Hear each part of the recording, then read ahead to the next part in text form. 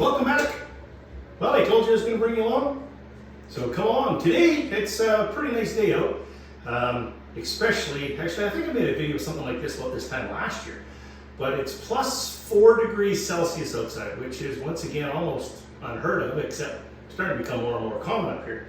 So today I want to get up on the roof. I want to put my chimney in here, put the heater in place. The floor is all nice and dry now, so get everything moved, and then I can start painting the rest of the floor and start moving the tools out. So let's put in the base plate. Once again, as you're doing this, make sure you're following all the building codes. One of my other talents is I am what we call up here in Canada a journeyman sheet metal mechanic. So I used to do this for a living. Make sure you're following all the codes. Make sure you're doing everything correctly. And if you're not, you're going to do a homeowner, make sure you get it checked and follow all the building codes.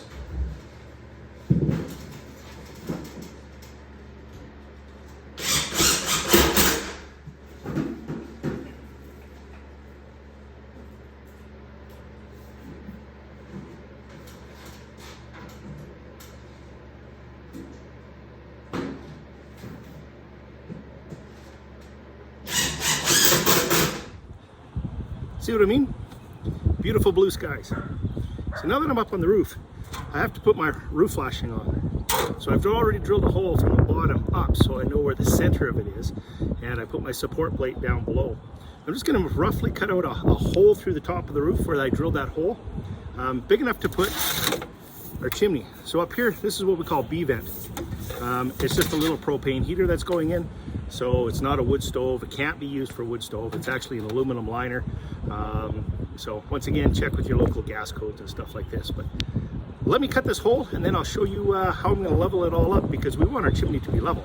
So as always, lots of tools. Let's make sure we do it right.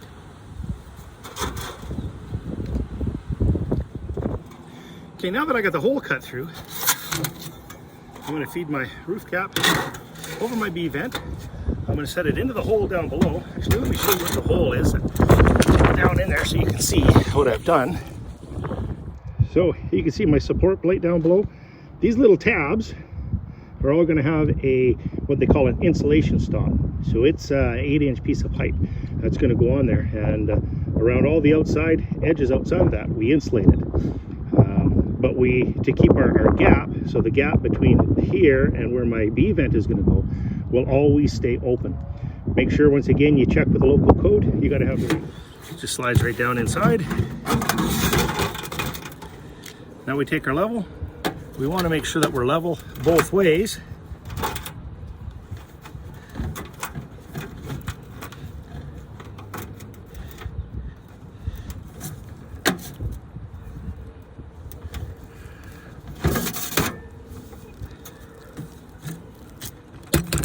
And now that we've done that,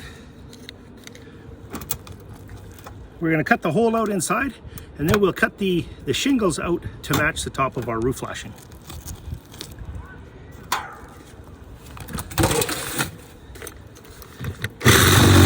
Okay, so now that we did that, I'll show you what I did.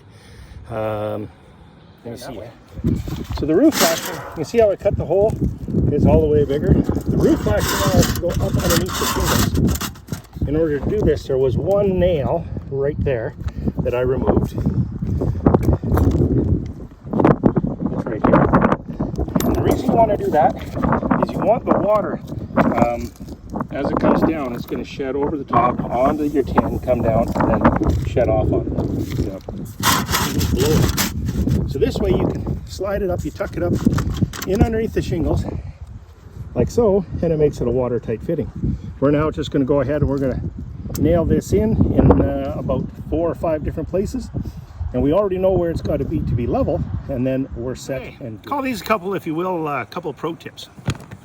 So I usually like to use a little bit of a smaller hammer just to get up in underneath there. But as you're doing that, I've got all my tools in my pocket here.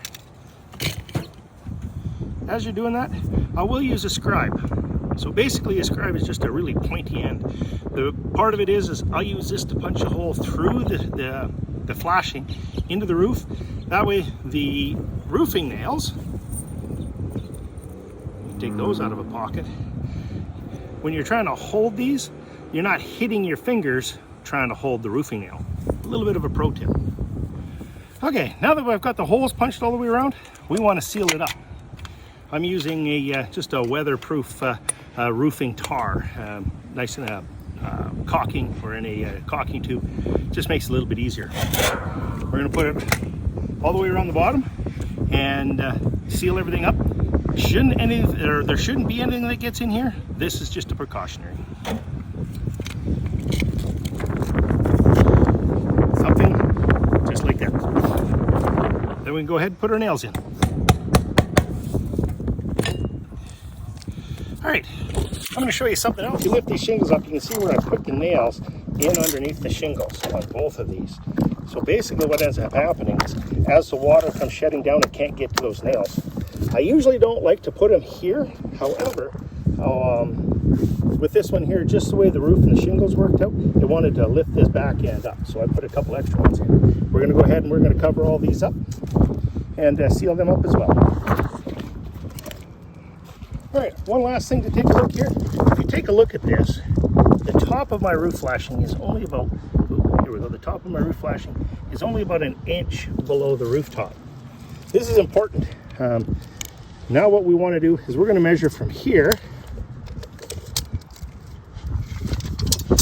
down to our support plate. Oops, I passed it right there. So we are 13.5 inches. This is important to remember.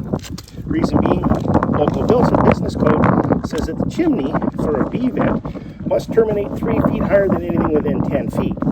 Therefore, when we take our base plate off now and we put it down below, we know that we have 13.5 inches to where the storm collar is going to be. So that has to stay above the rooftop. Once again, making sure that we adhere to local business or local building. All right, so I did my calculations. I have another piece I'll put on top.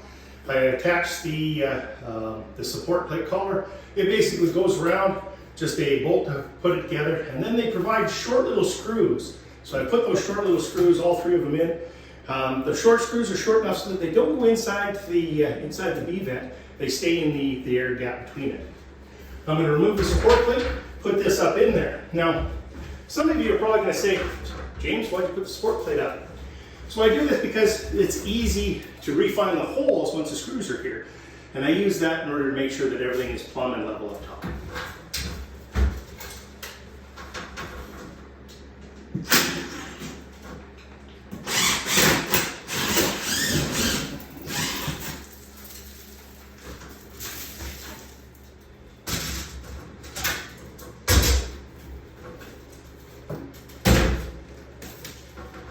We slide the one end of the hole, supports it, and it can go right back up in place.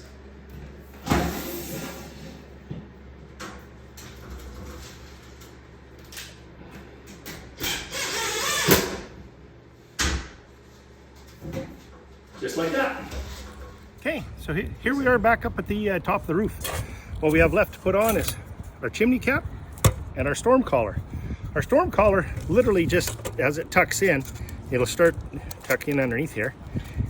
It forms a disc. We silicone around the top of this onto the chimney, and that's what makes it watertight.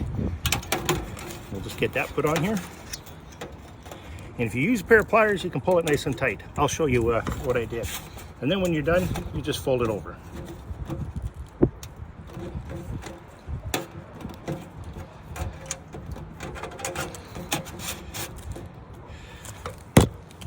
Let me show you here. All right, so you can see it's all sealed up all the way nicely around. This currently just slides up and down. So we're gonna put this here now. What we're gonna do is we're gonna silicone all the way around here and down around all these joints, make this watertight. This will stop any of the water running down, going down inside. Once again, the joys of moving, I don't have any silicone. I am gonna have the top. If you see, it's got little bumps. It's designed to go in, down onto it,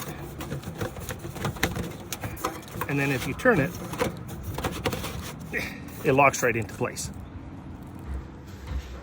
Back down below, because I don't want all my heat leaving the building while I'm doing that, I'm just going to plug the bottom right now with some insulation. until we place the heater in place. Chimney's in. Floor's painted, chimney's in, ready to do a little bit of electrical, and then we're ready to move the tools out. So it is coming together pretty quick. Thanks for watching. As always, if you like these videos, please give me a thumbs up. Don't forget to hit that subscribe button down below. And ring that bell. You'll get notice of any new information or videos that I upload.